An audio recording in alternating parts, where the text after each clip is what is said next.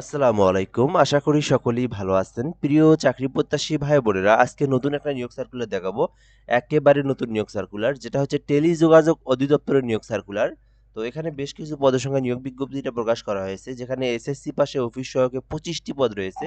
এছাড়াও এইচএসসি পাশে পদের সংখ্যা রয়েছে। সার্কুলারটা আমি আপনাদেরকে পড়ে দেখে শোনাবো, কিভাবে আবেদন করবেন এটাও দেখে দেবো, কিভাবে ঘরে বসে থেকে আবেদন করবেন এই প্রসেসটা আমি দেখে দেবো। তো সম্পূর্ণ ভিডিওটা ধৈর্য সহকারে শেষ পর্যন্ত দেখবেন, তাহলে এই সার্কুলার নিয়ে সকল তথ্য আপনি এই ভিডিওর মাধ্যমে জানতে পারবেন।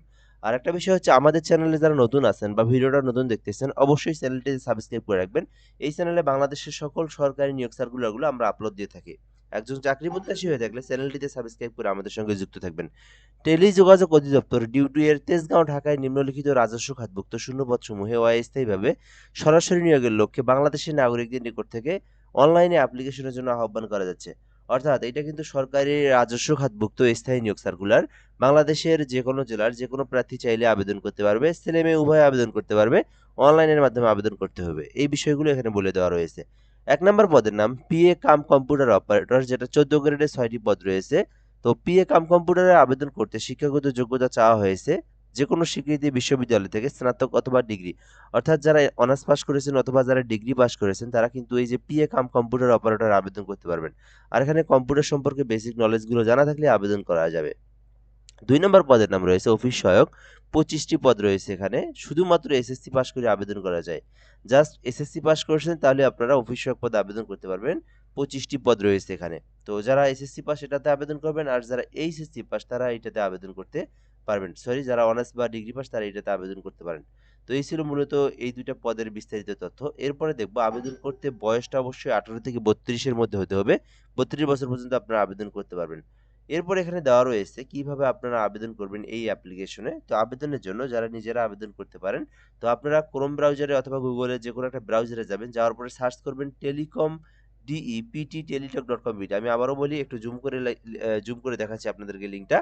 Telecom DEPT Teletalk dot com BD লিখে অনলাইনে সার্চ করতে হবে। তো ওখানে অ্যাপ্লাই নাও অপশনে ক্লিক করে আপনি যে পদে আবেদন করবেন সেই পদ সিলেক্ট করে আপনার সকল পার্সোনাল তথ্য, এডুকেশনাল কোয়ালিফিকেশন, একটা ছবি 300 বাই 300 পিক্সেলের, একটা স্বাক্ষর 380 পিক্সেলের সাইজ অনুযায়ী ক্রপ করে কেটে নিয়ে আপনার আবেদনটা সাবমিট করতে হবে।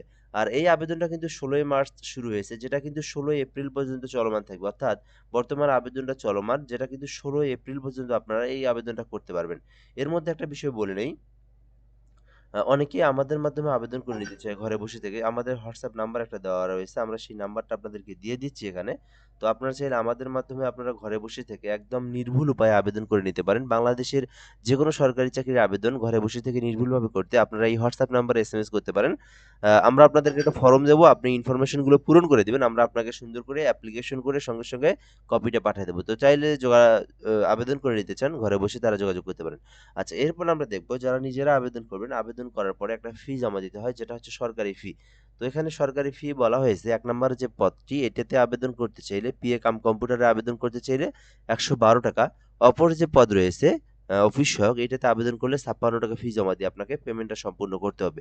পেমেন্টটা সম্পূর্ণ করার উপায় হচ্ছে টেলিকম ডিইপিটি লিখে ইউজার আইডি লিখতে হবে, তারপরে 163 পোল্ট্রি নাম্বার সেন্ড করতে হবে। পরবর্তীতে ইয়েস পিন লিখে 163 পোল্ট্রি নাম্বার সেন্ড করলে আপনার পেমেন্টটা সাকসেসফুলি সম্পূর্ণ হয়ে যাবে।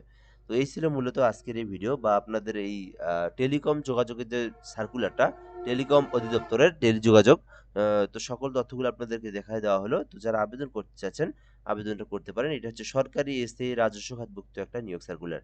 তো আশা করি বুঝতে পেরেছেন। আর যদি এই সার্কুলার নিয়ে কোনো কিছু আপনার জানার থাকে, কমেন্টে জানাতে পারেন। আমরা রিপ্লাই দিয়ে জানিয়ে দেবো ইনশাআল্লাহ। ভালো থাকবেন। আসসালামু আলাইকুম।